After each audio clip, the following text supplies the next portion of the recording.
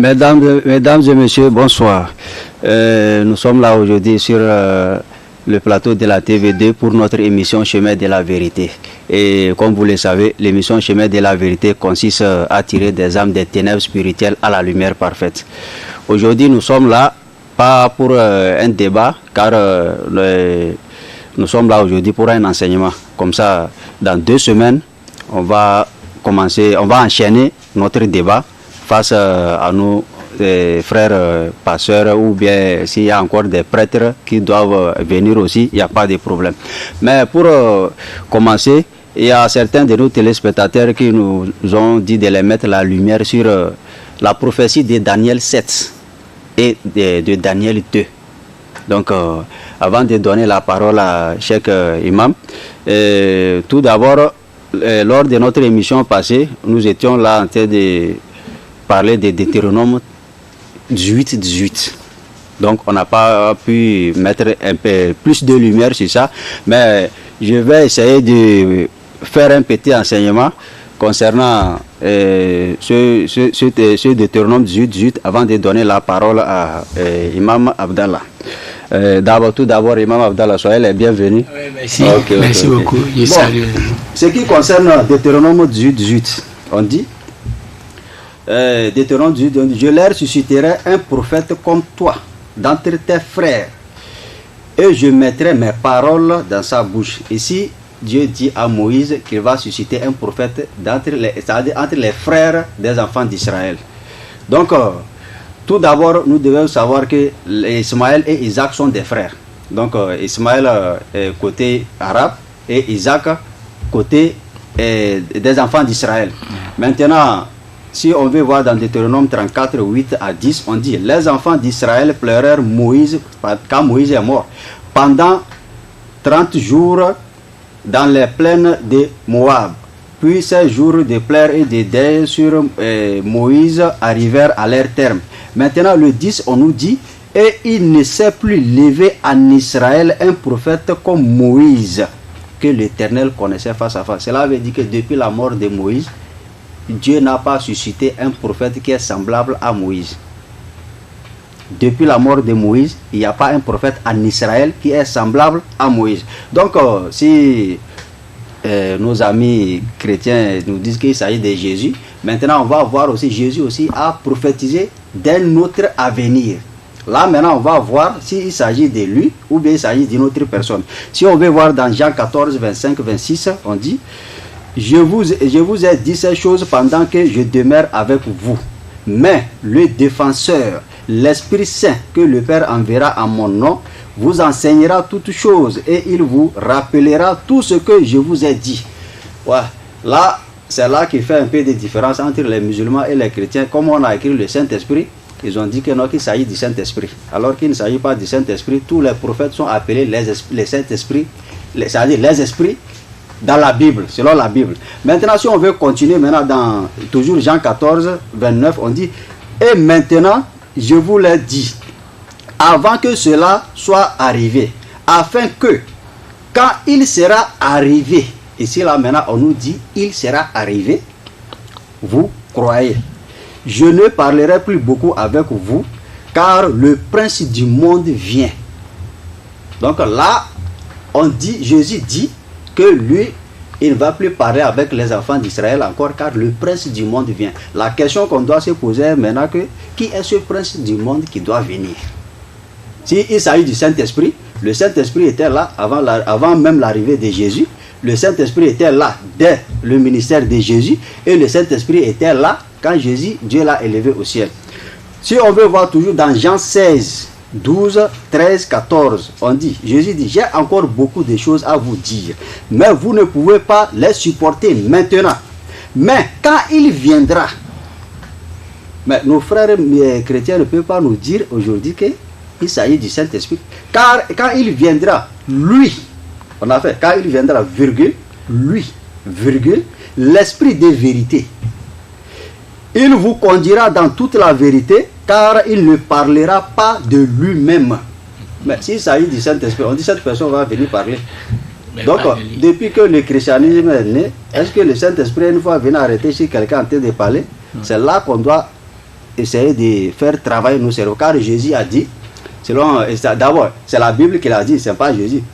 Dans 1 Jean 5,30, on dit, le Fils de l'homme est venu pour nous donner l'intelligence pour connaître le véritable.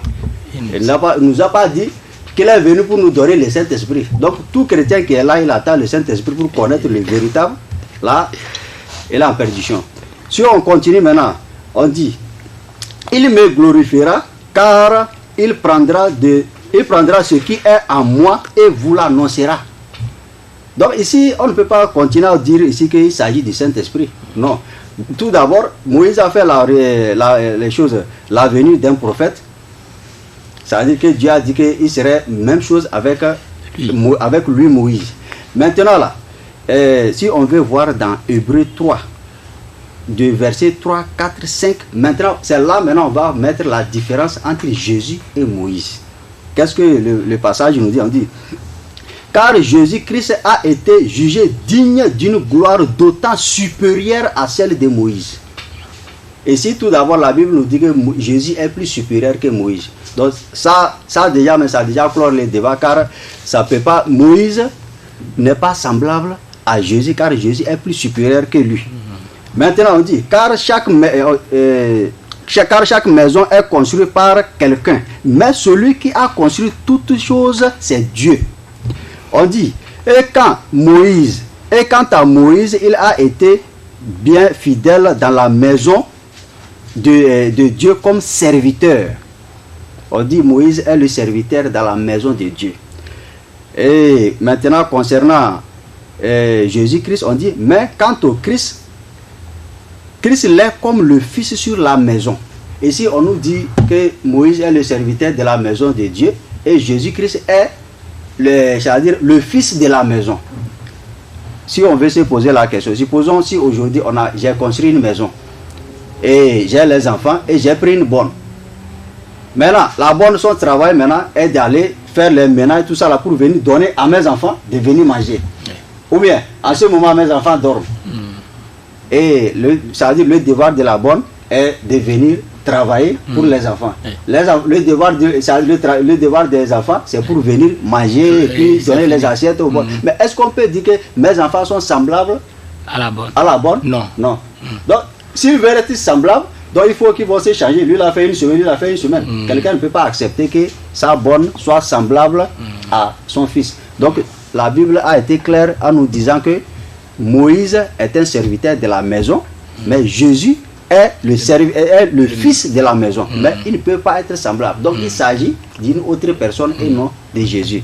C'est la lumière qu'on voulait un peu vous mettre avant de donner la parole à notre imam pour nous éclaircir dans...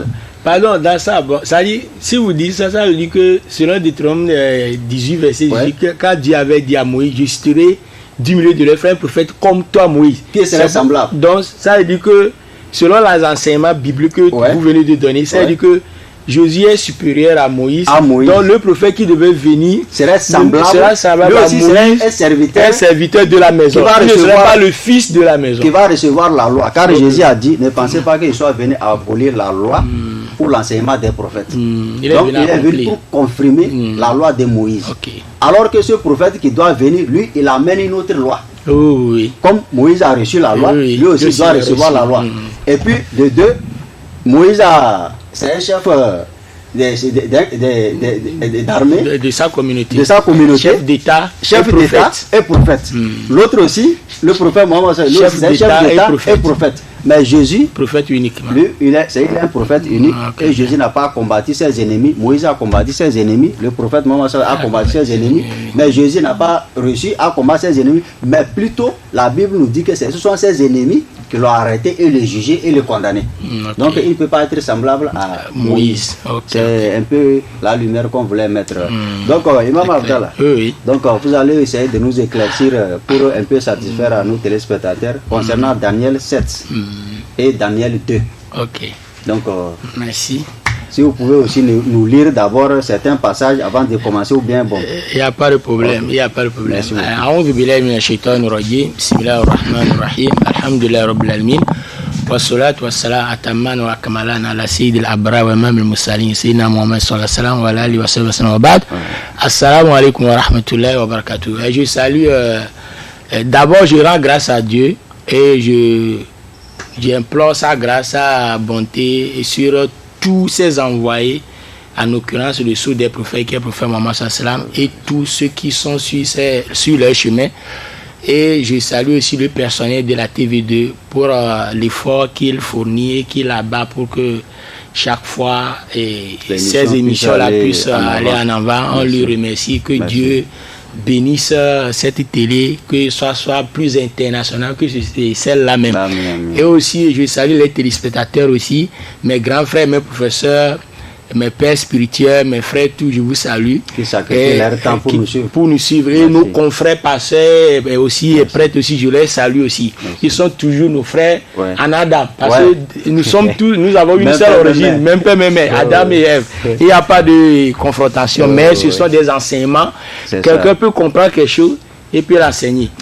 Donc, en réalité, pour ce qui concerne Daniel 7 et Daniel 2, d'abord, je veux que les téléspectateurs sachent que c'est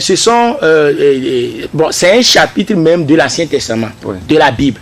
Parce que Daniel même est un prophète israélite, hébreu, qui avait vécu au 6e siècle avant Jésus. Et c'est historiquement même reconnu. Donc, dans l'Ancien Testament, dans Daniel 2, chapitre 2, de verset 1 jusqu'à 48, on a vu que le roi Nabucodonosor, c'est-à-dire Nabucodonosor, on a écrit dans certaines Bibles Nabucodonosor, mais dans les livres historiques, on dit Nabucodonosor. Et il avait fait un songe, un rêve, le roi là. Ouais, le roi a vu une statue très effrayante dans le rêve, dans la nuit. Ça, c'est Daniel 2, ça. Maintenant, Daniel 7, après que le roi et Nabucodonosor c'est-à-dire il est décédé au temps du règne de l'empire Médo-Perse. Dans Daniel 7, c'est Daniel maintenant qui a fait un songe. Il avait fait un rêve et il a vu 4 bêtes. Et ces 2 prophéties, prophétie de Daniel 2 et Daniel 7, ce sont des 2 prophéties pendantes. C'est-à-dire convergentes. Oui, ce sont les mêmes, quoi. Ouais, non. C'est-à-dire, on ne peut pas comprendre l'une sans l'autre. Donc, il faut toujours. Donc, c'est pourquoi on va faire quelques enseignements sur Daniel 2 et après, on ira sur Daniel 7. De verset 1 à 14. Pour les téléspectateurs, vous pouvez regarder dans vos Bibles et suivez-nous aussi comme ça. En réalité, je vais commencer d'abord par Daniel 2.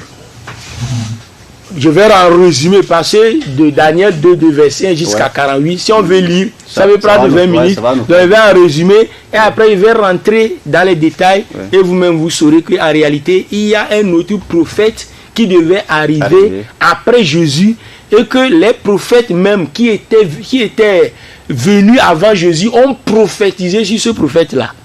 Ouais, non. Dans Daniel 2, le roi Nabucodonosor, ou bien Nabucodonosor, nous savons tous que c'est un roi de l'empire babylonien. C'est un grand roi. Une nuit, il était sur sa couche, il a fait un rêve, un songe, il a vu une grande statue. La statue avait une forme humaine, la tête était d'or, et la poitrine et les bras étaient d'argent, le ventre de la statue jusqu'à la cuisse était d'airain, c'est-à-dire de bronze, et maintenant les 2 pieds de la statue étaient de fer et les 10 orteils de la statue étaient en partie d'argile et en partie de fer. Maintenant, au moment où le roi, dans son rêve, contemplait la statue, il a vu une pierre qui était détachée sans l'aide d'aucune main pour venir frapper les orteils de la statue. Et la pierre a cassé toute la statue. Et après la cassure de la statue, la pierre s'agrandit. S'agrandit jusqu'à ce que la pierre a rempli le monde. Toute la terre. Maintenant, le roi s'est réveillé. Il a tellement peur, il est effrayé. Et il a même oublié son rêve. Mais il savait qu'il avait rêvé. Mes téléspectateurs, regardez dans Daniel de verset à 48, vous allez comprendre. Maintenant, le roi a oublié. Maintenant, à cette époque-là, le roi Nabucodonosor avait des mages, des sages, des magiciens qui se disent, qui comprennent comment l'explication des rêves. Ouais. Maintenant, Nabucodonosor a fait appeler les magiciens, les sages. Bon, j'ai fait un rêve et j'ai oublié le rêve, le songe. Je veux que, comme vous êtes des magiciens, vous avez la maîtrise de la matière. Rappelez-moi mon rêve et expliquez-moi et me l'expliquer. Mais là, c'est là-bas dans Daniel 2. Bon, les magiciens, les mages, les sages ils étaient au pied du mur. Parce que ce sont des menteurs, ils ne comprennent rien de rêve. Ils mentaient, ils bouffaient seulement, le roi les payait d'or, tout ça là. Maintenant, c'est là-bas que Dieu a montré que Dieu a révélé le secret de ces magiciens. Maintenant, les magiciens, les sages disent au roi que, oh non, aucun roi n'a jamais demandé à ces sujets ce que vous nous demandez. Comment, donne-nous au moins un élément de ton rêve, et on va l'expliquer. Il dit, j'ai oublié le rêve, c'est pas que j'ai oublié. Rappelez-moi ce que j'ai vu dans le rêve et expliquez-moi. Et ils disent que le roi n'a jamais demandé ça à ces sujets, donc on ne veut pas. Le roi a demandé à son général qu'on appelle Arjoc, c'est-à-dire c'est le commandant de sa garde. Il a dit, maintenant tous les magiciens, tous les mages, tuez-les. Même mes serviteurs, tuez-les tous, ils sont des menteurs. Donc maintenant Daniel était concerné par cette mort-là, cette condamnation.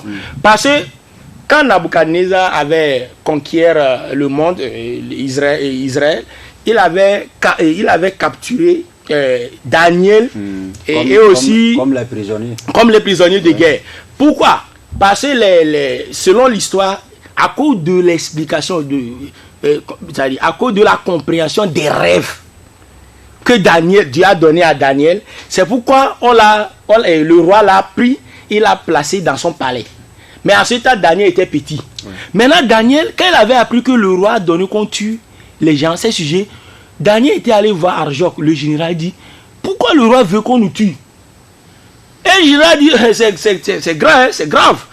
Telle chose s'est passée. Il dit, bon, ok.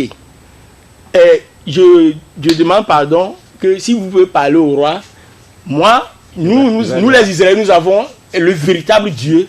Nous allons prier Dieu. Et il va nous révéler ce que le roi a vu. Et Dieu va nous l'expliquer. On va l'expliquer à son tour.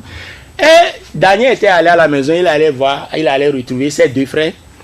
Il leur avait parlé de ce qui s'est passé. Et Daniel les avait demandé de prier Dieu. Et tous avaient prié Dieu.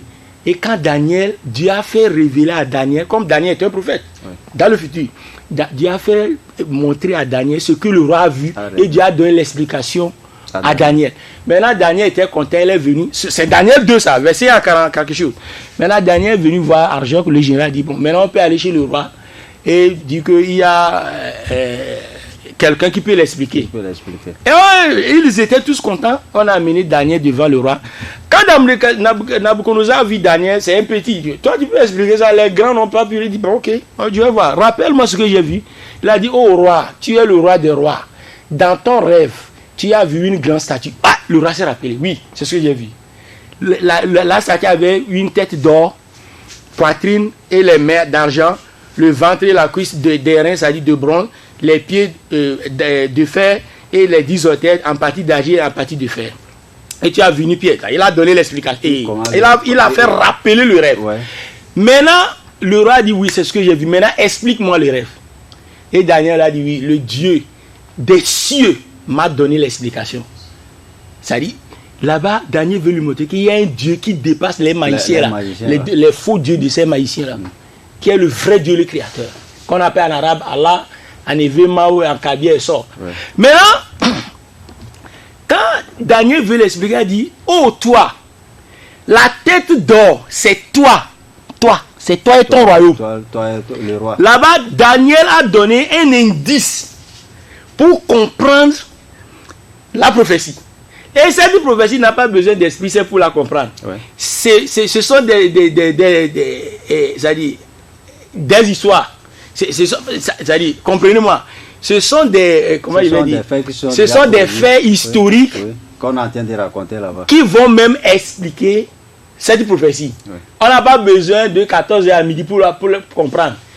Tous les professeurs de l'université, des historiens, tout ça là, quand ils ont étudié ça à l'université, ce qu'on vient de dire là. Maintenant, Daniel dit, la tête d'or c'est toi, c'est toi le roi.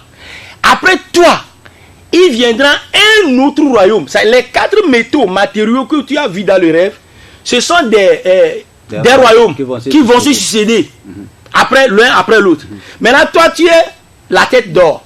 Maintenant, le bras, la poitrine d'argent, les 2 bras d'argent, c'est un autre royaume qui va venir, qui sera le moindre, c'est-à-dire qui ne sera pas puissant comme toi. Ouais. Et après ce royaume-là, il viendra un 3e royaume qui aussi sera, qui va succéder l'autre, et après 4e royaume viendra. Maintenant, la pierre que tu as vue, cette pierre-là, c'est le 5e royaume que Dieu même va inaugurer sur cette terre. Et que ce royaume-là ne sera jamais détruit jusqu'à la fin des temps. C'est-à-dire que les 4 royaumes, il y a un seul royaume qui est le royaume de Dieu, mais les 4 ne sont pas les royaumes de Dieu, mais les royaumes des hommes. Maintenant, ils ont régné sur terre. Ils ont régné sur cette terre. Maintenant, et l'indice là, Daniel a dit à Nabuchodonosor, la tête d'or c'est toi. Bon, quel est l'empire de Nabuchodonosor? C'est Babylone, l'empire babylonien.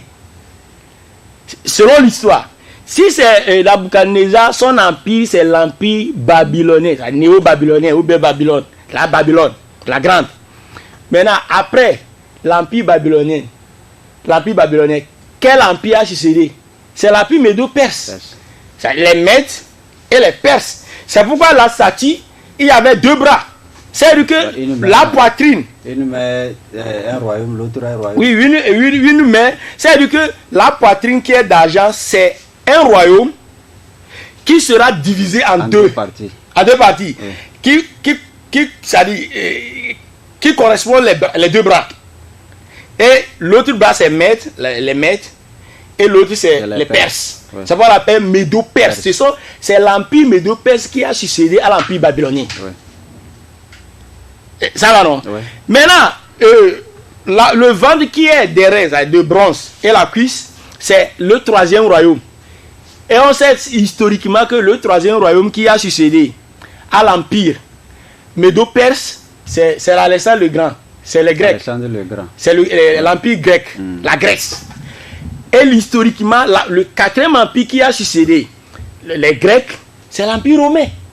C'est le 4e royaume. C'est pourquoi Jésus même était venu trouver les Romains régner sur Israël. C'est pourquoi en Jérusalem... Donc, si je comprends bien, Jésus était là pendant le règne du 4e royaume. Le 4e royaume gouvernait le monde avant la naissance de Jésus. Avant même la naissance de Jésus. Ah oui. Donc lui, il est venu tomber dedans. Il est venu tomber dedans. Okay. C'est pourquoi vous verrez qu'au moment où Jésus était né dans Matthieu 2, Hérode avait ordonné contre Jésus. Et Dieu a envoyé un ange, il dit à Marie et Joseph d'amener Jésus en Égypte qu'on avait amené Moïse. Et il n'a qu'à rester là-bas jusqu'à Jésus. Quand l'Hérode est décédé, l'ange a dit de revenir. Ouais, non. Donc, c'est pourquoi vous voyez que Pilate est un représentant, est un gouverneur romain à Jérusalem au temps de Jésus. C'est-à-dire que c'est les Romains qui régnaient. Et la statue, ça dit, Daniel dit que au moment du 4e royaume là, c'est à ce moment-là que Dieu va inaugurer un 5e royaume qui ne sera jamais détruit et que lui va détruire tous les royaumes. C'est ça le symbolisme même de la pierre que le roi avait vu. C'est-à-dire que la pierre est tombée de quelque part sans l'aide d'aucune main. Venir frapper les orteils de la statue et il a cassé toute la statue et que le royaume là s'agrandit jusqu'à qu'il a rempli toute la terre. Maintenant, historiquement, on sait déjà que l'empire romain était là et Jésus a quitté cette terre, laissé les empires romains régner. C'est bibliquement même. Ouais, non. Et Jésus m'a dit que mon royaume n'est pas de ce monde. Donc là-bas, nous allons voir quel est le prophète qui devait venir. Selon Daniel 2, Daniel 7. C'est ça notre objectif. Ouais. Maintenant, rapidement, je vous avais dit que pour comprendre Daniel 2, il faut qu'on lit aussi Daniel 7, verset 14. Maintenant, après la mort de... vous savez, l'Empire romain, Ouais. le premier roi de l'Empire romain, c'est l'empereur Théodose. Il était décédé en 380, quelque chose comme ça.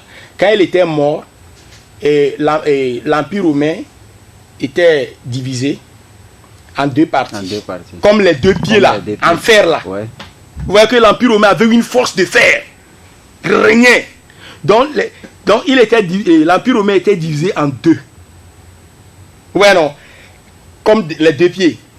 L'Empire romain d'Occident était donné au fils du roi Théodose, qu'on appelle Honorius. Et l'Empire romain d'Orient était donné au fils de l'empereur romain Théodose, qu'on appelle Arcadius. Comme les pieds là. Ouais. Et Daniel dit, c'est en ce moment-là que Dieu va inaugurer son royaume. Alors que nous savons que quand Jésus est venu trouver les Romains régner, parti laisser les Romains régner. Ouais. C'est-à-dire que le prophète qui devait venir, le royaume là, qui va venir détruire le quatrième royaume qui est l'Empire romain, c'est pas Jésus. Maintenant, retournons maintenant dans Daniel 7. Après la mort de l'empereur romain, c'est-à-dire après la destruction plutôt de l'Empire néo-babylonien, Ouais. au temps du règne de Cyrus II, parce que c'est Cyrus II qui avait inauguré l'Empire médo-perse. Et quand Cyrus II est décédé, maintenant son fils Darius II était venu. Et au temps de Darius III, il était décédé. L'Empire grec, l'empereur Alexandre le Grand, oui, a pris le dessus sur la Perse. Maintenant, comprenons ici bien. Quand l'Empire médo-perse est détruit, quand l'Empire néo-babylonien est détruit par l'Empire médo-perse, à ce temps-là, Daniel a fait un rêve. Lui-même. Et le rêve de Daniel 7, c'est Daniel même qui a fait ce rêve. C'est pas Nabucodonosor. Le rêve là que Daniel avait fait est un rêve pendant à celui du roi Nabucodonosor selon Daniel 2. Daniel était sur le lit la nuit. Il a vu le vent souffler. Daniel 7, verset 14. Et il a vu un lion. Un lion avec des ailes. Ça va? Oui. Et à un moment donné, les ailes de ces lions-là étaient arrachées. Et il s'est mis debout comme un homme. Et on lui donne le pouvoir, on lui dit mange les chairs. On lui donne la force de manger les chairs. Vous savez, ça c'est le lion ça fait partie de l'emblème de l'empire néo-babylonien. Quand vous voyez dans l'histoire, ils ont toujours les statues des lions. Des lions comme ça, ouais, oui, sur leurs drapeaux, sur leur armure, tout. Ouais, ouais. C'est Nabucodonosor, c'est son emblème. Ouais. C'est les lions, ça. Maintenant, Daniel a encore vu une deuxième bête, un ours, qui avait 3 côtes dans sa gueule. Et il boitait. Ouais. L'ours là, il marchait à côté comme ça. Ouais, il boitait un peu. Et l'ours là, ça aussi, ce sont des royaumes. Oui. Et troisième bête, Daniel a vu un léopard. Un léopard avec 4 têtes, donc, 4 ailes. L'ours là, ça représente l'empire Médo-perse. Oui. Ok. Et la troisième bête, c'est léopard. Ça, c'est l'empire grec. Ouais. Ouais, c'est pourquoi vous voyez l'emblème d'Alexandre le Grand, c'est toujours le léopard. Ouais. Avec 4 ailes, 4 têtes. Ouais. Ça, c'est historique. Il faut aller à l'université pour voir. Demandez les étudiants en histoire. Ça, on n'a pas besoin de midi à 14h pour comprendre ça. Maintenant, Daniel a encore vu, ça dit, quatrième bête. Quatrième bête, c'était un monstre qui avait des dents de fer. Le monstre avait 10 cornes sur sa tête. Et au moment où Daniel est en train de regarder le monstre là cassait toujours avec ses dents de fer. Il mange les chairs, il casse tout sur son passage. C'est le symbolisme de l'Empire romain. Ils étaient forts comme du fer. Ouais. Comme les 2 pieds de la statue de Nabucodonosor en fer là. En fer, ouais. Ça dit le monstre avait les dents de fer. Donc il avait 10 cornes. Il avait 10 cornes comme les 10 orteils. Les 10 orteils de la statue. Ouais. Et Daniel, au moment où Daniel était en train de regarder le monstre, il contemplait les 10 cornes sur sa tête. Il a vu une petite corne. Ça c'est Daniel, c'est verset. Ce que je dis, c'est biblique. Ouais. Il avait vu une petite corne sortie. Sortie au milieu. Au milieu des 10 cornes. Des 10 cornes, ouais. Et après, 3 cornes étaient arrachées devant la petite corne. Ça va? Et je vais vous faire savoir que les 10 cornes là, ce sont les 10 tribus romaines. Ce sont des 10 tribus barbares roumaines qui correspondent aux 10 orteils de la statue et qui correspondent aussi aux 10 cornes du monstre. Et quand Daniel avait vu ça, il voit que la petite corne avait la bouche d'homme et les yeux d'homme. Et la petite corne blasphémait contre Dieu. Il dit des choses qui ne sied pas à la valeur de Dieu. Ça c'est Daniel 7 verset à 14. Au moment où Daniel a été de regarder, on a vu que on a déposé le trône de Dieu devant le monstre. Avec des flammes, le trône de Dieu avait des flammes. Et un vieil était assis sur le trône. Avec des cheveux blancs, des habits blancs, tout ça là. On avait ouvert les livres. Et il y a des milliers qui servaient ce personnage-là, ouais, qui était sur le trône là. Qui veut dire c'est Dieu ça. Ouais. Et Dieu a fait venir, Dieu a pris le pouvoir, Dieu a arraché le pouvoir de ce monstre-là. Et il a demandé, on a rejeté le monstre-là dans l'enfer et dans le feu. Après ça, Dieu a fait venir un homme, un fils d'homme, qui était plus proche de Dieu et de celui qui est sur le trône. Ouais. Et Dieu lui donne la direction, le pouvoir, la domination sur toutes les langues, toutes nations, tout peuple, toute tribu, jusqu'à la fin des temps. Qui correspond à la pierre qui était détachée sans l'aide d'aucune main, ouais, qui est le 5e royaume même, qui est le royaume que Dieu va inaugurer sur cette terre. Après la destruction des 4 royaumes. Est-ce que vous comprenez là? Oui. C'est historique, ça, je n'ai pas besoin de l'expliquer, ça c'est historique. Bueno. Si je comprends bien, oui, Jésus aussi a prophétisé aussi dans le Nouveau Testament, il parlait aux Juifs, il dit, n'avez-vous jamais lu dans les Écritures la pierre qu'ont rejetée ceux qui bâtissaient était devenue la principale de l'angle. C'est pourquoi je vous le dis, le royaume de Dieu vous sera arraché et sera donné à une autre nation qui en rendra des fruits. Et quiconque tombera sur cette pierre sera brisée. Et sur qui cette pierre tombera sera détruite. Il ne sera plus là. Ça, c'est le symbolisme de la pierre qui est le 5e royaume que Dieu va inaugurer, qui avait cassé les orteils de la statue. Vous comprenez? Et qui correspond aussi au fils d'homme qu'on a fait venir dans Daniel 7. Donc Jésus lui-même il a confirmé la puissance de cette pierre. Bien sûr. Si tu tombes sur ça, tu seras brisé. Si la pierre tombe sur toi, c'est fini, tu n'es plus là. Voilà. Ok. Là, on va comprendre. On va comprendre. Maintenant, bon, après, si on a des pasteurs, des prêtres, si on peut faire, on échange des idées. Il n'y a pas de problème. Ouais.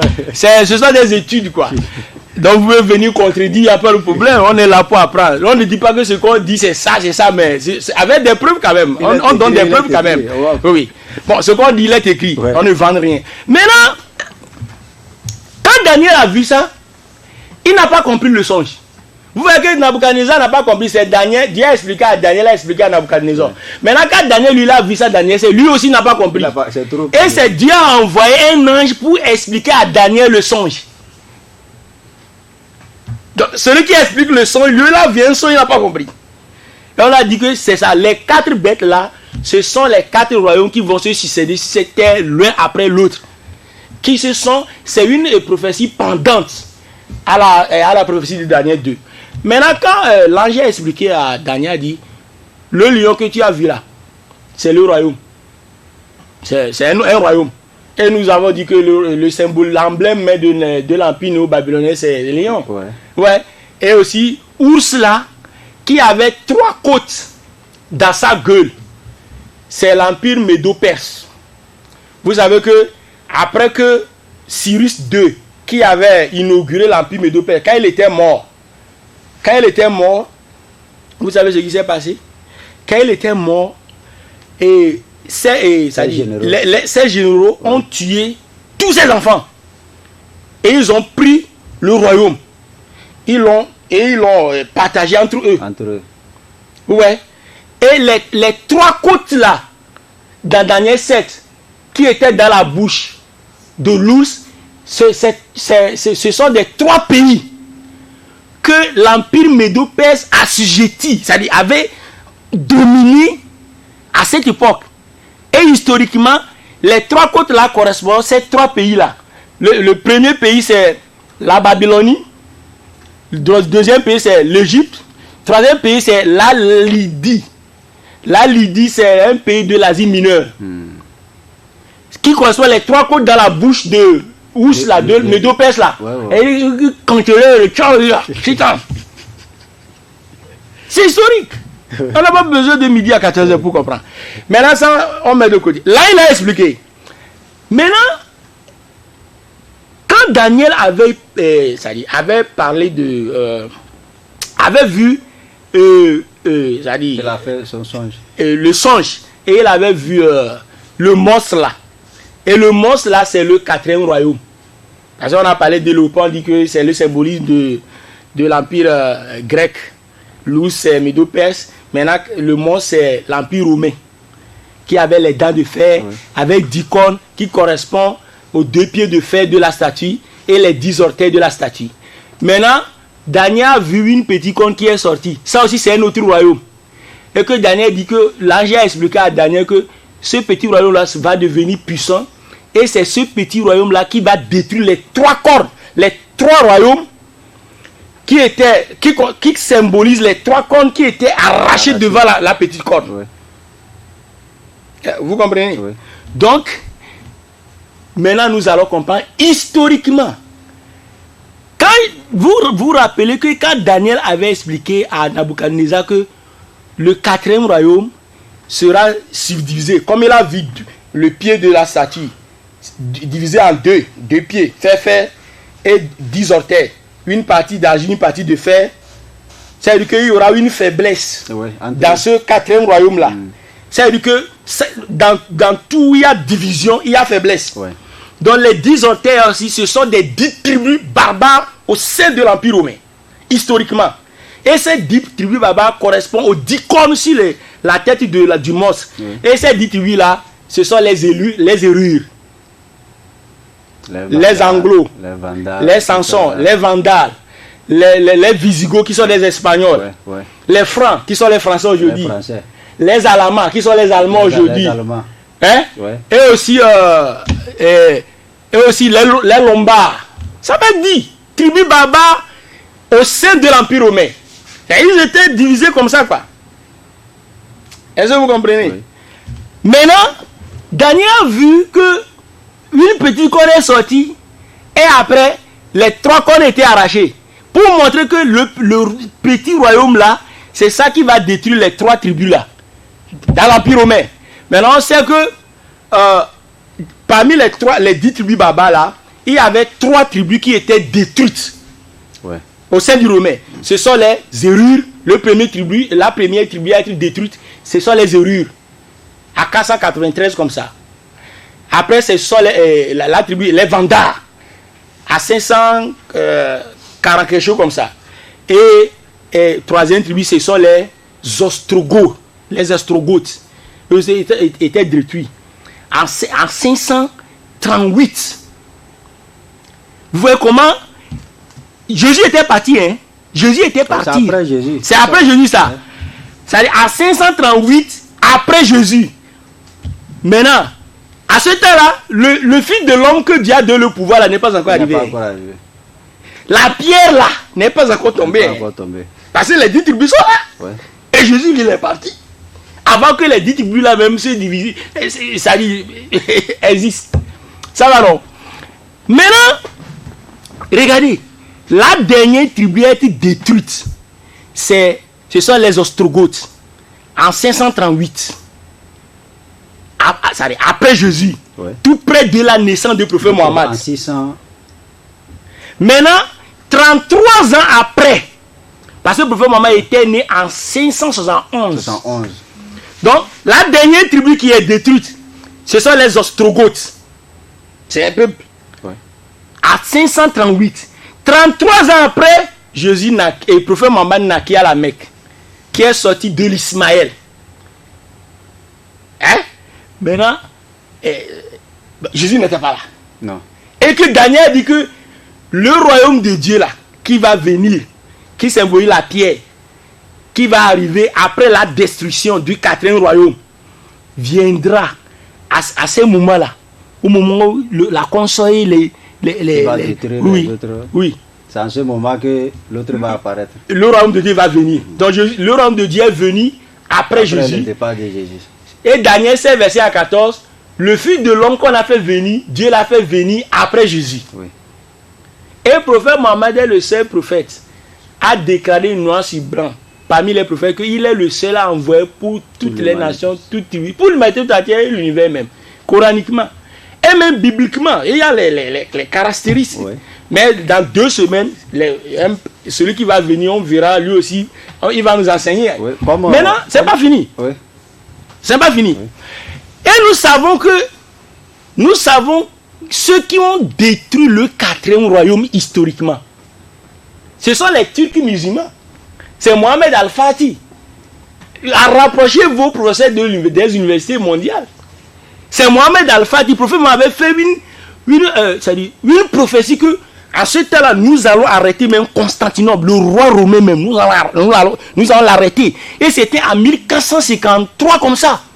Ce sont les Turcs musulmans qui ont détruit le dernier royaume qu'on appelle byzantin. Les Byzantins, oui. L'Empire Byzance, byzantin. Maintenant, selon Daniel 2, Daniel 7 dit que le royaume de Dieu qui sera la pierre, qui va frapper les 10 tribus là, qui est le 4e royaume, c'est le royaume de Dieu. Maintenant, si ce sont les musulmans qui ont détruit le 4e royaume, et les musulmans ont même arrêté le roi de ce 4e, c'est Jésus. Non. C'est le prophète Mohammed. Musulman vient de qui? De Mohammed. Okay. Historiquement, ça c'est pas l'esprit saint. C'est clair, noir sur blanc. Même un fou même peut comprendre. C'est clair, c'est simple. On n'a pas besoin de midi à 14h. Vous avez une question? Ouais, non, c'était un ajout que je voulais faire. Oui. On dit l'évangile éternel et la chute de Babylone. Oui. Donc, si on veut voir dans Apocalypse 14, 6, 7. Oui. Je vais en venir. Non, c'est ça même qui m'a rappelé là-bas même. Je peux même lire même le passage. Non, mais il faut lire. Puis, j'ai vu un autre ange qui volait au milieu du ciel. Il avait l'évangile éternel pour l'évangéliser les habitants de la terre, de toute nation, de toute tribu, de toute langue et de tout peuple. Oui. Donc ça, cette prophétie aussi est venue après le départ de Jésus par l'apôtre Jean en prison. Oui. Okay. Oui, vous savez que je vous en prie, les téléspectateurs, on ne connaît pas plus que vous. Oui. Mais nous sommes des enfants spirituels qui apprend à ramper. Donc, il y aura un pasteur dans 2 semaines, il n'y a pas de problème. On ne va pas dire que comme les chats n'est pas là, les souris sont venus danser. Sinon, on va vous satisfaire dans 2 semaines. Il y aura un pasteur, oui. Ouais. Vous savez, Apocalypse est le 27e livre du Nouveau Testament. Le dernier livre. Même l'Apocalypse, d'abord, ça c'est déjà clos le débat. Car à ce moment, Jésus est parti. On nous dit qu'il y aura un autre évangile qui va venir pour toute tribu, pour toute langue. Donc, c'est ce que je veux dire. Vous avez Jean, qui est l'un des disciples de Jésus. Un pieux. Jean là, c'est un homme bon. C'est lui c'est lui seul qui restait. Les 11 étaient tués parce que tous les 12 apôtres, on les avait tués. Ouais. Ils étaient morts martyrs. Ouais. Que Dieu les pardonne, que Dieu les élève encore au rang le plus grand, au paradis, ouais. Quoi, et qu'ils nous mettent aussi avec eux dans le paradis. Parce que ce sont les 12 là, sont les vrais ambassadeurs de Jésus qui ont aidé à Jésus. Le Coran même l'affirme. C'est ça qu'on appelle, comment dire, Hawariyoun, qu'on dit là, dans le Coran.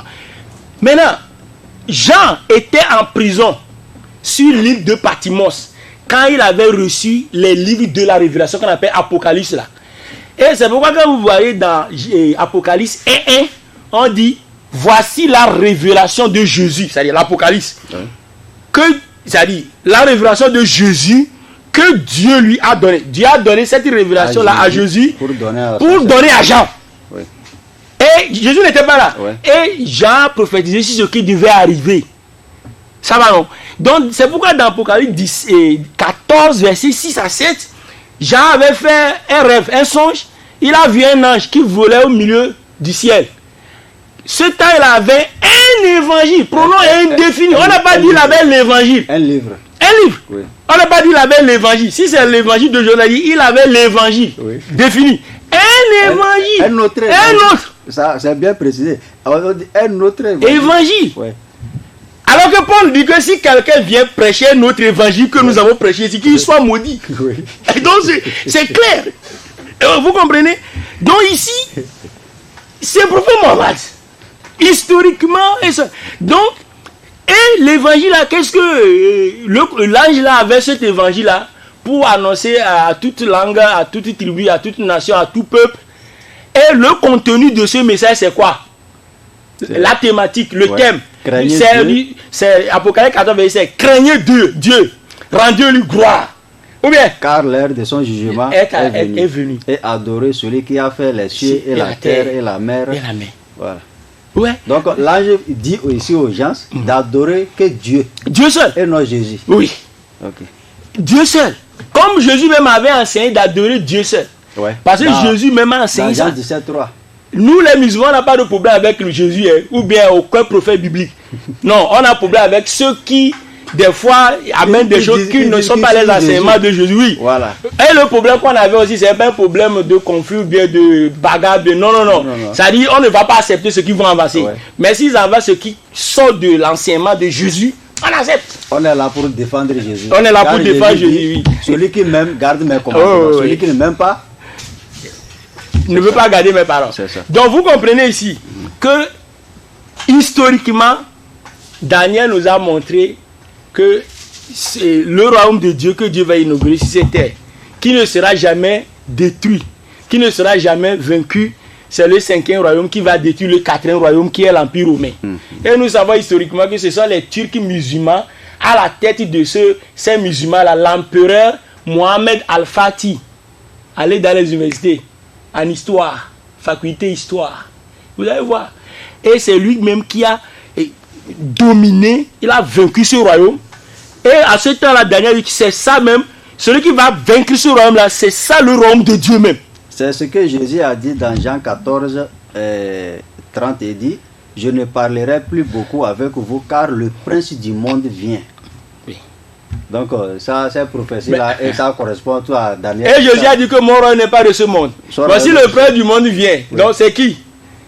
Bon, si on va dire que c'est l'esprit, là on ne veut pas dire, ça y a là de problème. Ouais. Donc c'est ça. Donc c'est pourquoi quand on prend Daniel 2, Daniel 7, le débat est clos. Parce que c'est clair. Ça on n'a pas besoin de midi à 14h pour comprendre cette prophétie claire. Ouais.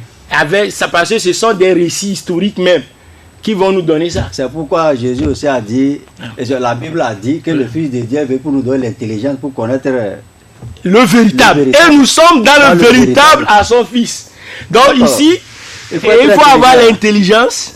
C'est pourquoi tous les enseignements des prophètes nous aident à comprendre Dieu et à s'approcher de Dieu.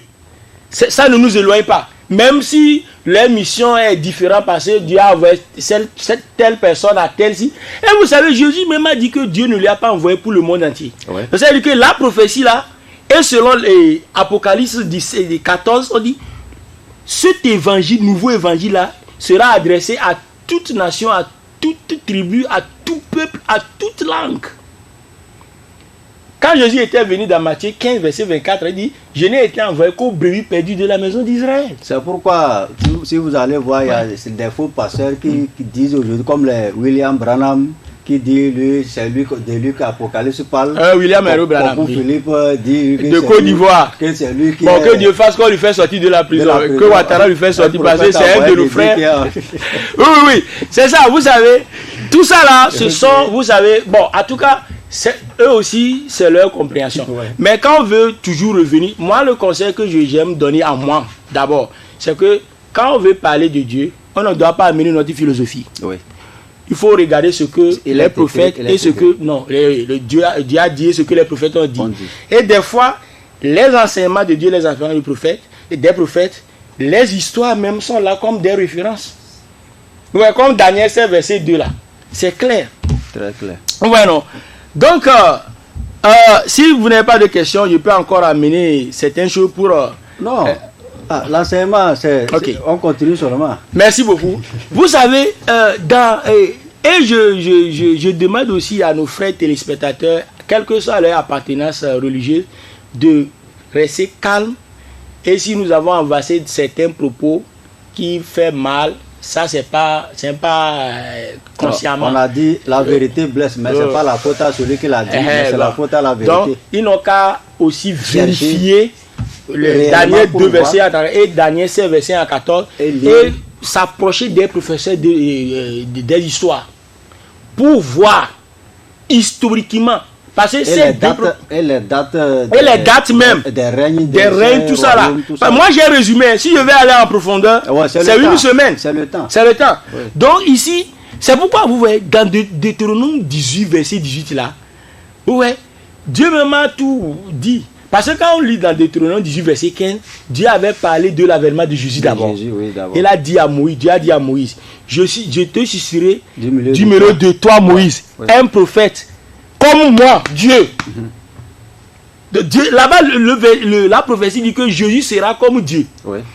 Mais comment Hébreu 3 dit que Jésus est le fils de la maison et que Moïse est le serviteur de la maison. Donc, il ne peut pas être... Il ne peut pas... Le prophète qui va venir, qui sera comme Moïse, ce n'est pas Jésus. Non. C'est pourquoi Deutéronome 18, verset 10 dit, je leur citerai du milieu de leurs frères un prophète comme toi, Moïse. Je mettrai mes paroles dans sa bouche. C'est pourquoi dans le Coran... Cette parole, c'est une loi aussi qui doit rester. Une loi. Alors que Jésus est venu confirmer... La grâce. La loi des choses... Oui. Il a mené la grâce pour confirmer ce qu'on dit. Donc ici, le prophète qui est comme Moïse, c'est le prophète Mohammed. Ce n'est pas Jésus. Parce que Hébreu 3 me dit que Jésus dépasse Moïse. Et maintenant, quand on veut les comparer aussi, quand on va rentrer dans le domaine de comparaison entre les trois prophètes, vous verrez que quand on compare maintenant la naissance de Jésus, Mohammed et Moïse, que Dieu les agrée, il y a une différence. La naissance, Moïse est né ordinaire. Comme le prophète Mohammed. Comme le prophète Mohammed aussi, la naissance est ordinaire. Mais Jésus, extraordinaire. Sans l'intervention de la gamète mâle. XY. Pour qu'il soit homme. Moïse est mort. Enterré. Il n'est pas ressuscité. Mohammed est mort, enterré, il n'est pas ressuscité. Leur mort est ordinaire, mais Jésus, sa mort est extraordinaire. Parce que Jésus est mort martyr selon Paul.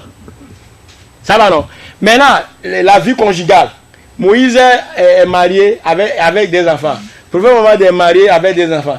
Jésus non. Il n'est pas marié, il n'a pas d'enfants. Moïse est polygame. Moïse est polygame, mon prophète Mohammed est polygame, mais Jésus n'est ni polygame ni monogame.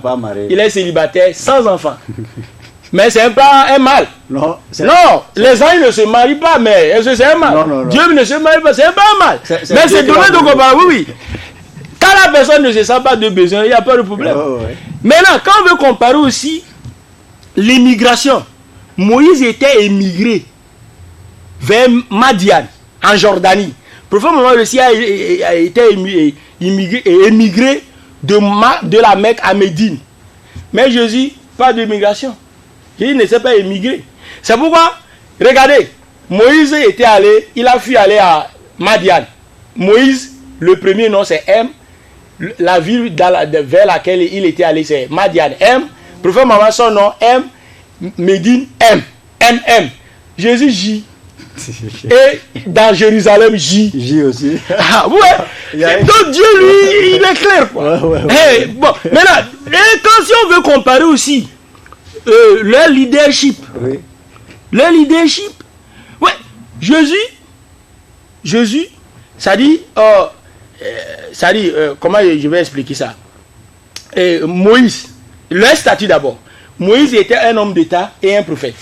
Prophète Mohammed était un homme d'État et un prophète. Jésus, uniquement prophète. Parce que Jésus m'a dit, mon royaume n'est pas de ce monde. Si mon royaume était là, Dieu va envoyer les anges. Non?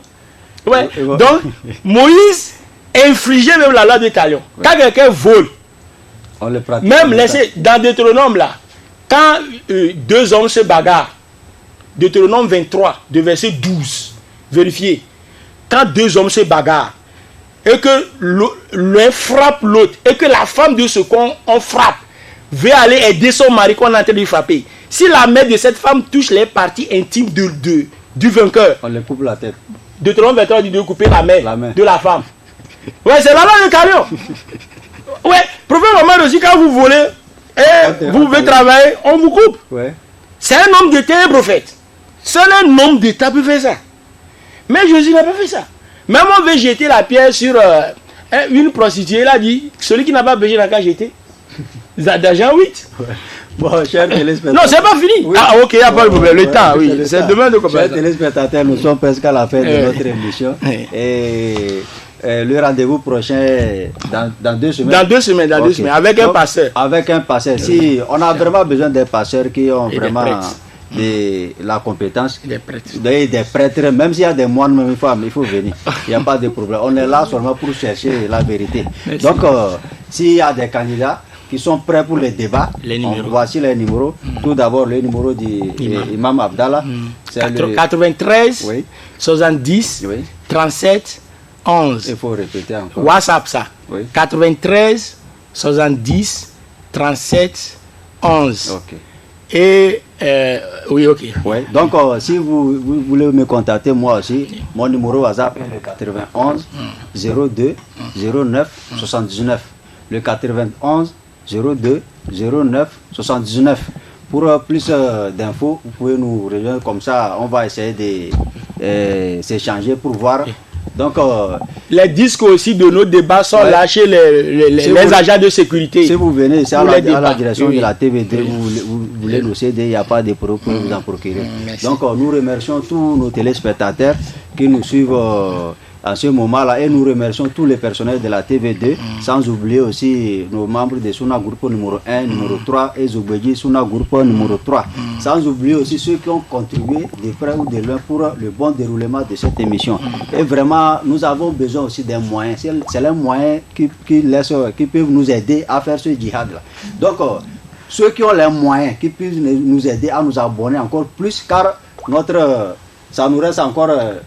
Il nous reste 3 émissions et 2 émissions. 2 émissions à faire. Donc nous voulons vraiment des bonnes foi qui ont la bonne foi pour venir nous aider, pour qu'on puisse encore prolonger notre émission. Donc nous vous remercions beaucoup et rendez-vous dans 2 semaines. Merci. Ok, salam alaikum. Salam alaikum.